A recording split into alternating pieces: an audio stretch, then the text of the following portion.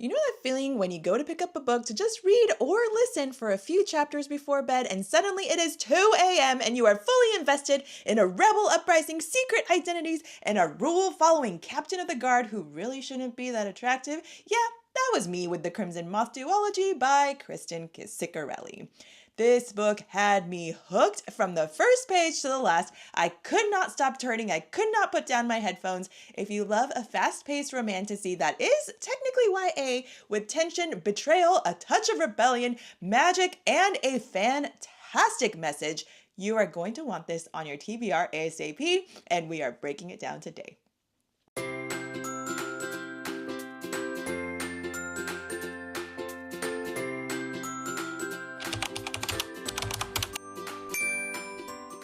So what is the Crimson Moth Duology all about? Well, imagine a world where witches are persecuted and magic has been outlawed because of a brutal prior witch reign. And still, rebellion is brewing, and our female main character, who seems like an innocent, fun-loving aristocrat woman by day, is actually a witch saving other witches by night. Her deadly secret is this: she is the Crimson Moth, the masked leader rescuing one innocent witch at a time to safety. But there is one huge problem in this story. An elite assassin, also known as the captain of the guard, is hunting her down to keep those kingdoms safe. And guess what? He has no idea that this aristocrat in front of him that he has known for most of his life is the person, the Crimson Moth, that he is chasing down. Cue the tension, deception, and one of my favorite dynamics, enemies to lovers, with all kinds of world building and political intrigue. So if you are wondering what are the tropes in this book, let me tell you. It delivers on some of my favorite romantasy tropes, including secret identity and double life, which I have kind of already hinted at, right? Because our heroine, our female main character here, is living 2 lives, and the reveal is, it all just comes together really, really well. And the people that know, the people that don't know, it's all well done. There's also enemies to lovers, as I mentioned. I mean, an assassin unknowingly fall for his target. Yep, I know it's been done before, but again, it is done really well. Witch hunter, cat and mouse, whatever you call it, they do it well. Forced proximity. There comes a time when, believe it or not, they have to work together and the tension is real. And as you can imagine, it is 2 books. It is not going to happen real fast, that romance, right? It is a slow burn romance. So much longing, so much tension, so much figuring out who the other person is and tension. And there might be other people in the game as it comes along. So there's just a slow burn. So if you can't do slow burn, this might not be for you. Political intrigue and rebellion. The world building and the political stuff, because every book, friends, really is political. There is a message behind it all. There is scheming in this one. There are betrayals. There are high stakes action almost at every turn. And this leads into the message that I absolutely adored. And it leads me into why I loved this book so much, because hopefully these are not spoilers. If you don't want to know anything going into this book, pause and come back. Save this video for later because I might hint at some things. But the message, the underlying story, I absolutely adored it. It's not just about the romance and rebellion, though there is a ton of that. There is so much depth of exploring power, oppression, and what it means to fight for freedom or fight for something that you really care about. It's not just about hoping for a better world or hoping for a better country or kingdom, but what you do to take action and how much would you be willing to fight for what you love and what you believe in. So there is this thought of going beyond and seeing beyond someone else's identity, or perhaps some identity that you have given that person or judged that person for, and actually creating this world where we can all live together, be seen for who they are, who they truly are, and to be loved through that. And that is something that if this world had more of, it would be amazing. I love that there's this idea that even though there's like witches and witch hunters, witches and humans, right? Not all witches are bad, even though there are absolutely bad witches. And on the witch hunter side, there are absolutely bad humans. But there are also some really good humans that are hunting the witches.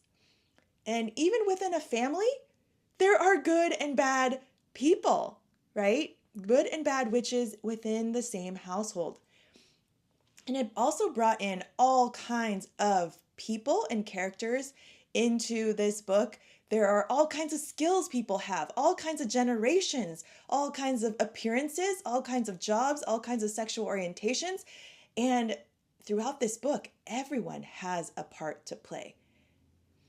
There's also forgiveness across the people, and there are tons of sins committed across all the different people, both on the witch side, both on the human side. But how much can you get past the actions, whether that person did it or their families did it or their kind did it? How much can you forgive across those people to build a better world in the future? And of course, I did mention this, but there is this hope for a better world, right? And people keep talking about, well, what if there could be this new world where people lived together, people cared for one another, people saw each other and loved each other because of that. And taking action and fighting for it instead of running away to your own isolation, right? Where if you're alone, it's just you. You can only hate or love yourself. But what if you could do it together? What if you could fight for something that you loved? And in the end, what do we all need to do? We need to find our people, the kind, the good-hearted, the loving people that will have your back and fight for the same things that you value.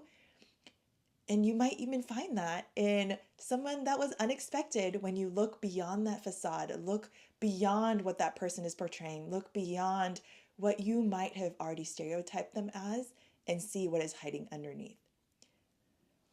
I loved it. Can you see? I can keep going on this. But friends, if you want to do a book club together, let me know, because I would love to start doing maybe even like monthly book clubs. But okay, the love tension is real too. So okay. Let's keep going, because the action also never stops. Seriously, every chapter there was something that had me at the edge of my seat and I had to keep going. It's so fun. And the characters keep you guessing too, because I told you there's not everybody in one camp is good. Not everyone on the other camp is bad. Some people, you can see this good in them and you're like, when is it going to come out? When are they going to show their change, their turn, their transition from more bad to good, right? And so you can kind of see this, and that also kept me on the edge of my seat of when is that going to happen? And you want to believe in these people to see what the right thing to do is, right? And it is also YEd friendly. So for those that don't like all the spice in romance or romantasy books, and I know a lot of my recommendations or books that I've loved recently do have a lot of spice, so this one is YA friendly. I can't say I would recommend it to, like, if I had a 15-year-old or a 16-year-old, it's still like pretty romancy. But to each their own. Everybody reads different things, right? But it's definitely not explicit sex. So there you have it. Now, if you asked me if I gave it 5 stars, so The Rebel Witch, I did not give it a full 5 stars, even though I absolutely devoured this series. But it was a bit predictable. Like, I guessed a lot of what would happen throughout it all. I was still captivated as the predicted things happened, because I was like, yes, I knew it. Or it was still very action-y, right? So I loved it, predicted it, and there were some miscommunications back and forth that I went, come on, Babel, open your eyes already. But really, they're minor. Of course, no book is really going to be perfect. We're all going to nitpick at things. I still had my audio going nonstop whenever I could. I may have lost some sleep. I may have pushed the boundaries that I try to keep between my sleeping and reading. But it was totally worth it. If you love books like I do, like Fourth Wing, Throne of Glass, this will be up your alley. So, have you read the Crimson Moth series yet? Or is it on your TBR? Let me know in the comments. And if you love Romantasy Rex, hit that like button, hit that subscribe button, and I'll see you in my next bookish deep dive.